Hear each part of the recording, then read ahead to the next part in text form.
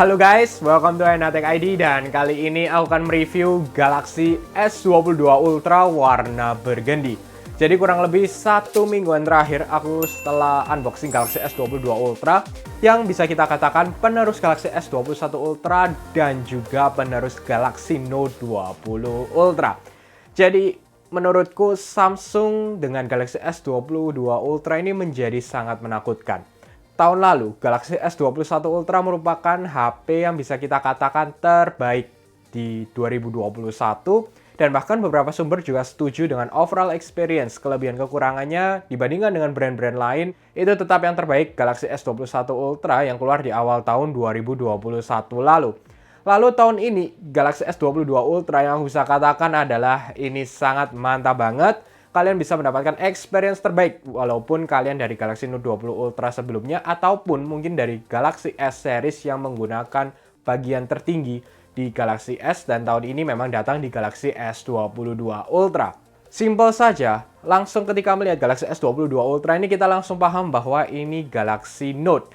Dalam arti bodinya ini pinggirannya curve lalu bagian atas-atasnya lebih kotak dibandingkan Galaxy S sebelum-sebelumnya. Jadi Galaxy S22 Ultra ini menurutku memberikan kesan yang sangat baik dan impresif. Dalam arti yang sebelumnya pasarnya Galaxy Note saja dan ataupun pasar dari Galaxy S series saja, kali ini dijadikan satu dan bagi yang ingin mendapatkan Ultra, kelebihan-kelebihan yang bisa diberikan di Galaxy S terbaik di dalam S22 Ultra dan juga built-in S Pen di dalamnya diberikan di tahun 2022 ini. Yang pertama mungkin aku akan bahas terkait bodinya. Dengan Gorilla Glass Victus Plus bagian depan dan bagian belakang, oke, menurutku ini sangat baik. Tapi tetap hati-hati, jadi kalian tetap harus menggunakan casing sih rekomendasinya, dan juga screen guard agar lebih aman saja. Beratnya cukup berat, sekitar 227 gram. Ini langsung kerasa padat banget dibandingkan kalau kalian langsung sebelumnya megang ke Galaxy Note 20 Ultra. Ke bagian display, jadi Galaxy S22 Ultra ini dengan 6,8 inch 120Hz Dynamic AMOLED 2 kali dan bisa maksimal QHD+ digunakan di Galaxy S22 Ultra. Yap, tahun ini yang terbaik yang bisa kita dapatkan tentunya di Galaxy S22 Ultra. Dengan brightness yang paling tinggi, 1750 nits di outdoor pasti tidak akan masalah, sangat aman dan sangat terang diberikan di Galaxy S22 Ultra ini. Sehingga displaynya menurutku sudah paling top yang bisa kalian dapatkan dan yang terbaik yang digunakan di Galaxy S22 series tahun ini. Untuk curve display ini aku kurang suka ya, aku pribadi. Jadi pasti ada yang merasa suka dan pastinya juga lebih eksklusif. Feel-nya langsung didapatkan dengan curve display. Tapi untuk aku pribadi tetap lebih suka dengan flat display. Lalu yang aku rasakan, experience dan Galaxy S22 Ultra ini mantap banget terkait displaynya. Selain dengan brightness yang sangat tinggi, 120Hz LTPO 2.0 ini menurutku memberikan improve yang cukup baik. Selain dari yang bisa mencapai 1Hz, aku juga merasakan fresh rate yang lebih baik terkait naik turunnya. Dan terima kasih juga selain LTPO 2.0 yaitu dengan One UI 4.1 terbaru yang bisa maksimalkan juga di Galaxy S22 Ultra ini. Lalu terkait fingerprintnya masih tetap on display yang terbaik ultrasonic ya. Jadi menurutku ini sudah sangat oke. Lalu juga lebih mudah lah. Aku lebih merasa cepat juga. Masuk ke bagian S Pen. Jadi S Pen kali ini ada built-in yang ada di Galaxy S22 Ultra. Yang bisa kita katakan juga penerus Galaxy Note series. Jadi menurutku memang banyak menuai kontroversi terkait pencinta Galaxy Note yang sangat mencintai ini. Tapi belum tentu pencinta Galaxy S yang ingin mendapatkan yang tertinggi, contohnya Galaxy S21 Ultra, ingin mendapatkan S Pen di bagian body. Jadi memang awalnya aku itu merasa bahwa ini pasti akan cukup terganggu karena aku jarang sekali menggunakan S Pen. Tapi berjalannya waktu sehari-hari, karena aku sudah tahu, oh sekarang ada S Pen, terkadang jika ingin menulis notes, aku menggunakan S Pen yang ada di Galaxy S22 Ultra. Terkait operating system, menurutku oke banget dengan One UI 4.1 di sini. Experience-nya aku sangat nyaman juga dengan update yang terbaru, serta semua kelebihan yang diberikan oleh Samsung. Samsung juga berjanji memberikan operating system update mencapai 4 tahun dan juga 5 tahun untuk security update, dan itu bisa menjadi alasan juga lebih tenang lah ya, kita mendapatkan operating system yang lebih lama dibandingkan sebelumnya. Karena banyak juga HP Android di bawah 3 tahun sudah tidak mendapatkan OS atau bahkan mungkin tidak maksimal untuk fitur-fiturnya. Lalu aku perlu mention terkait vibration motor di Galaxy S22 series tepatnya. Jadi berubah dari Z-axis ke X-axis yang menurutku vibrationnya jadi kurang terasa ketika di dalam kantong. Terkait speaker menurutku kurang banget untuk kelas ini. Bukan jelek banget ya, tapi untuk kelas high-end flagship Galaxy S22 Ultra serta ekspektasiku yang cukup tinggi dengan beberapa TWS yang dikeluarkan sudah sangat baik, Galaxy S22 Ultra speakernya biasa banget. Masuk ke bagian kamera. Jadi yang pertama, desainnya menurutku unik karena lensanya berdiri sendiri-sendiri dibandingkan dengan Galaxy sebelumnya. Lalu kamera utamanya masih tetap mendapatkan 108 megapiksel. Aku agak bingung karena beberapa brand lain sudah mulai lari ke 48 megapiksel ataupun ke 50 megapiksel. Tapi untungnya kali ini walaupun tetap sama 108 megapiksel, hasilnya sangat-sangat baik. Terima kasih kepada computational photography yang digunakan di sini. Semuanya hasilnya menurutku sangat-sangat mantap di Galaxy S22 Ultra. Walaupun memang ada beberapa kekurangan dari shutter buttonnya yang masih agak delayed, mungkin karena 108 megapiksel dan dikompres dan computational photography yang berjalan di belakangnya. Lalu untuk portrait mode foto pun jauh lebih baik dibandingkan dengan generasi sebelumnya. Bahkan ini juga diupdate untuk portrait mode video yang lebih baik.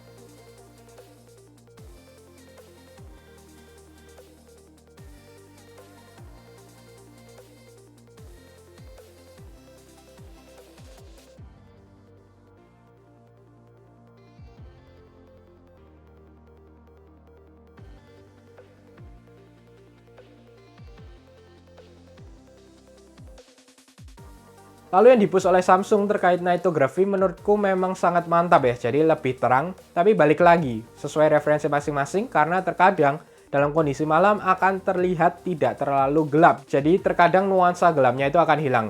Tergantung dari apa yang kalian sukai dan bisa juga diedit lah dengan Lightroom atau beberapa aplikasi yang lain. Lalu untuk stabilization-nya sangat mantap improve-nya. Untuk video pun akan sangat terlihat. Hanya saja memang jika dibandingkan dengan iPhone menurutku masih belum, tapi sudah sangat baik dan improve dibandingkan dengan generasi sebelumnya. Lalu fitur menarik lainnya yaitu adanya object eraser, menurutku oke lah ya, tidak maksimal tapi pastinya kita menunggu update terus untuk improve terkait fitur ini. Serta Expert RAW bisa mendapatkan RAW foto ya, jadi bisa memaksimalkan kamera kalian di Galaxy S22 Ultra yang aplikasinya bisa di-download di Galaxy Store. Lalu untuk upload ke sosial media sudah improve tapi tidak maksimal, jadi terkadang tetap saja aku pasti akan menggunakan indirect atau menggunakan kamera app terlebih dahulu lalu upload ke Instagram Story supaya lebih maksimal. Masuk ke bagian chipset dan RAM. Yang pertama terkait chipset menggunakan Qualcomm Snapdragon 8 Gen 1 di Indonesia. Top, itu sudah yang terbaik yang dikeluarkan oleh Qualcomm. Lalu RAM-nya yang di sini aku pegang adalah 12 GB RAM karena menggunakan 512 GB storage, tapi untuk basisnya ada yang hanya 8 GB RAM saja. Aku tahu ini agak aneh ya, karena contohnya dengan S21 Ultra itu ada yang sampai 16 GB RAM, tapi di sini maksimal hanya 12 GB RAM dan bahkan basisnya ada yang 8 GB RAM saja. Jadi ini timbul banyak pertanyaan terkait kenapa adanya penurunan RAM.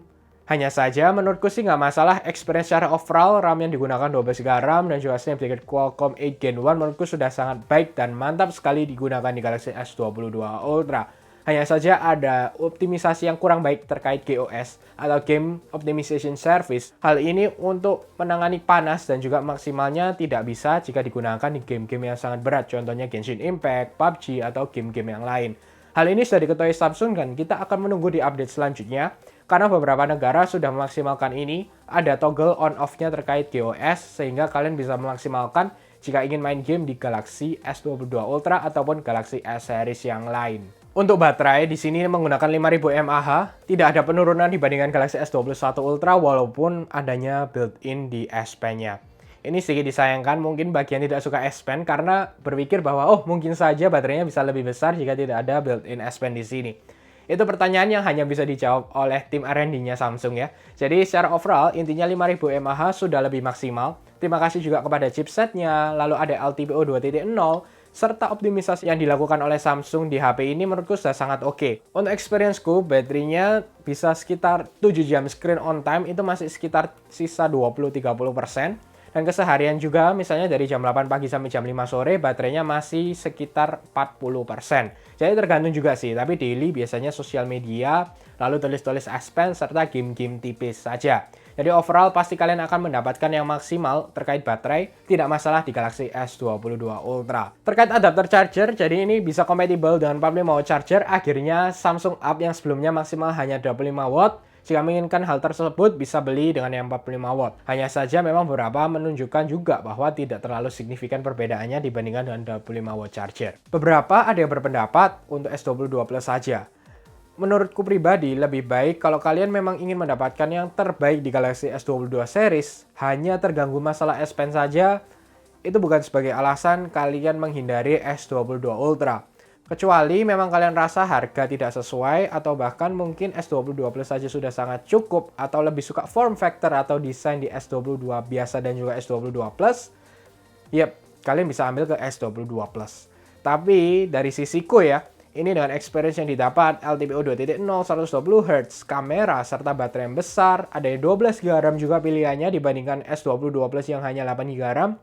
Yap, jadi lebih baik ke S22 Ultra saja. Dan aku juga menunggu GOS yang diperbaiki sehingga bisa memaksimalkan untuk gaming dan experience aplikasi lainnya yang lebih maksimal di Galaxy S22 Ultra ini. Baik, itu aja sih yang ingin share ke kalian. Bagaimana menurut kalian? Langsung saja komen di bawah, kita bahas bersama terkait Galaxy S22 Ultra atau bahkan mungkin yang ingin sharing terkait penggunaan sehari-hari dengan Galaxy S22 Ultra. Oke, semoga kalian suka dengan video ini. Jangan lupa untuk share, like, subscribe, dan sampai ketemu di video selanjutnya.